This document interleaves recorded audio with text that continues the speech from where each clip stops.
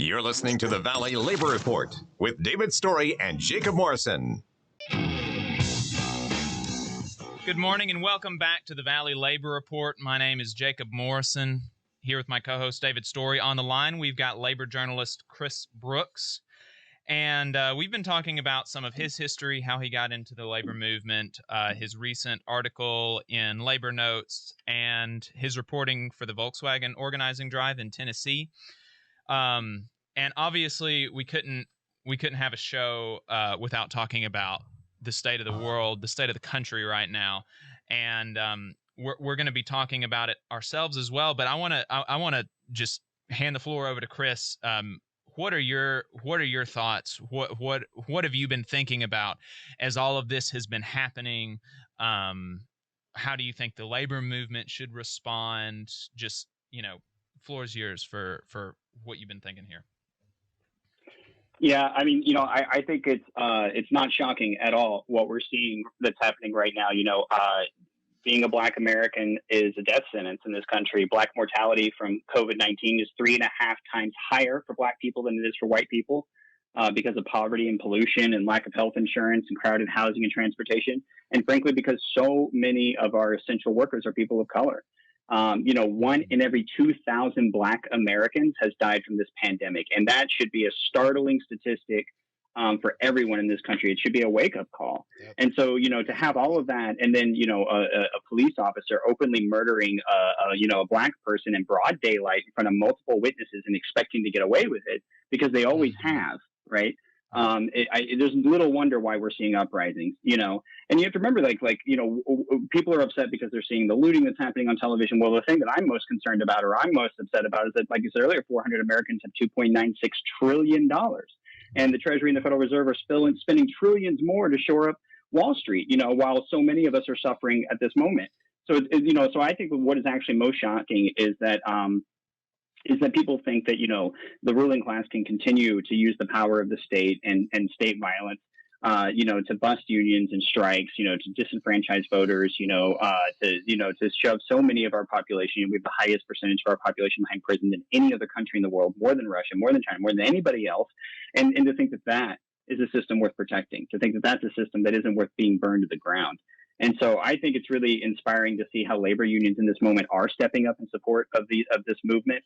I'm in New York City right now, and I can tell you that there were a number of unions that came out. The Transit Workers Union said that they supported the bus drivers who were refusing to transport the arrested protesters to the prison, to the jail that the NYPD was rounding up. We saw the same thing in Minneapolis. The transit union local there was openly saying that they weren't going to be allowing their buses to be commandeered by the police, and they were fighting it. And the ATU International came out and said, absolutely right on, that's what we should be doing.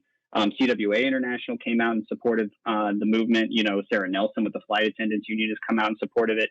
So I think what we're seeing right now is a catalyst for a broader working class, multiracial movement, recognizing that the state is illegitimate, that it continues to work on behalf of corporate power, that it's continuing to exacerbate all the inequalities in our society, and it's trying to shove us back to work without health and safety protections in place to allow so many of us to die, and then to allow the police to run rampant.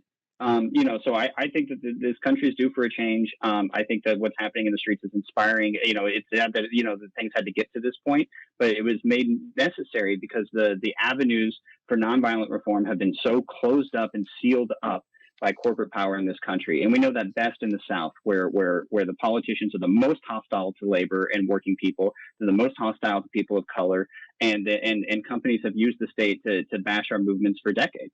And one of the things that we always try to do here, talking to workers in the South, is be completely honest with them.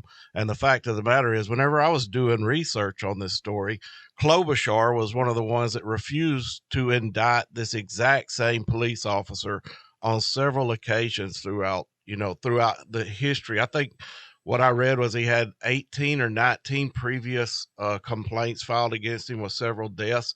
And the fact that Biden's even considering including Klobuchar, which Biden is no better. Of course, he's a corporate hack as well. But, we just want to be completely honest with workers out there that it isn't right wing, it isn't left wing, it isn't conservative, liberal, Republican or Democrats that's going to make any part of their life better. The fact of the matter is that organizing is going to make it better. Yeah, that's absolutely right. You only have to tell how, are the police ever on your side in a strike? I've seen some militant strikes in this country with private sector employers, and they will permanently replace you as soon as they can. And that'll just destroy your family. It'll destroy your community. And they'll use the police to make it happen. And more often than not, you'll see that the Democrats and the Republicans are united together in condemning strikes. Exactly. It's been a real shift in just this last election to see so many Democrats suddenly, trying to clamor for labor support and showing up to strikes, which I'm grateful for. I'm glad that that's happening. But it's because we have politicians like Bernie Sanders who are actually rooted in the labor community that are fighting for labor's perspective. And we've not had that for a long time. Right. And this you made this point earlier, but there's so much hand-wringing about the looting that's going on, and this is after decades of politicians looting the working class and put money in the pockets of the wealthy. I mean, just from the coronavirus stimulus, we saw a change in tax law that will see the average millionaire be made $1.8 million richer. The average millionaire. That means half of all millionaires will see more increase in their wealth than $1.8 million from just that bill alone. That's only one of the outrages from one of the bills over the last several decades of the neoliberal project. Wage theft. People are stolen more from in the form of unpaid wages or unpaid overtime than all of property crime combined. Focus, wake up, folks. The Target will be fine, okay? If you want to talk about looting, if you want to talk about hurting small businesses, if you want to talk about hurting marginalized communities, look at the politicians, look at Target, look at the people that are making workers' lives hard. Don't look at the workers who are expressing their frustration in the only way that they're able to right now. They've tried voting, they've tried protesting peacefully, and sometimes property destruction. That's how this country was started in the Boston Tea Party. The Tea Party movement.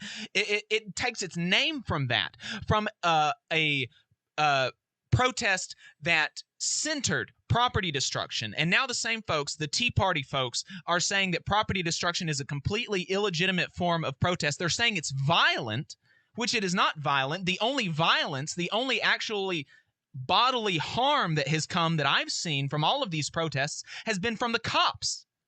The only violence that we've seen in this whole thing has come from the cops, not from the people that are protesting.